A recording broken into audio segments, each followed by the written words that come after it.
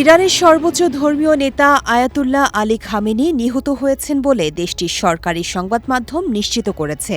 যুক্তরাষ্ট্র ও ইসরায়েলের যৌথ হামলায় তার মৃত্যু হয়েছে বলে জানানো হয়। এই খবর প্রকাশের পর রাজধানী তেহরান সহ বিভিন্ন শহরে নেমে আসে গভীর শোকের ছায়া। বহু মানুষ রাস্তায় নেমে শোক প্রকাশ করেন, বিশেষ করে নারীদের কান্নায় ভেঙে পড়তে দেখা যায়। অনেকে খামেনির ছবি হাতে ধরে আবেগঘন পরিবেশ সৃষ্টি করেন।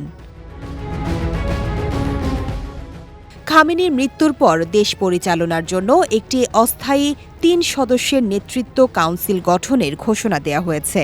এতে রয়েছেন ইরানের প্রেসিডেন্ট মাসুদ পেজেশকিয়ান, বিচার বিভাগের প্রধান এবং অভিভাবক কাউন্সিলের একজন আইন বিশেষজ্ঞ। নতুন সর্বোচ্চ নেতা নির্ধারিত না হওয়া পর্যন্ত এই কাউন্সিল সাময়িকভাবে রাষ্ট্র পরিচালনা করবে। খামেনির মৃত্যুর ঘটনায় আন্তর্জাতিক অঙ্গনেও প্রতিক্রিয়া দেখা দিয়েছে। যুক্তরাষ্ট্রের প্রেসিডেন্ট ডোনাল্ড ট্রাম্প এক সাক্ষাৎকারে দাবি করেছেন, খামেনির মৃত্যুর পর ইরানের সঙ্গে কূটনৈতিক সমঝোতায় পৌঁছানো আগের চেয়ে সহজ হবে।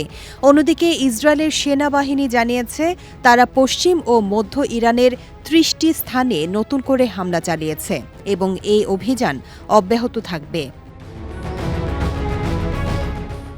এই হামলায় খামেনির কন্যা, জামাই ও নাতনির মৃত্যুর খবরও প্রকাশিত হয়েছে। এছাড়া তার প্রধান উপদেষ্টা এবং ইরানের প্রতিরক্ষা কাউন্সিলের সচিব আলী শামকানির মৃত্যুর কথাও জানানো হয়েছে। এদিকে খামেনির মৃত্যুতে ইরানে টানা ৪০ দিনের রাষ্ট্রীয় শোক ঘোষণা করা হয়েছে।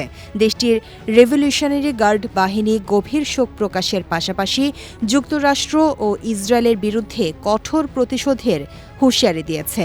এক বিবৃতিতে তারা ইতিহাসের সবচেয়ে বড় হামলা চালানোর ঘোষণা দিয়েছে, যা পরিস্থিতিকে আরও উত্তেজনাপূর্ণ করে তুলেছে। বিজয় টিভি নিউজ ডেস্ক।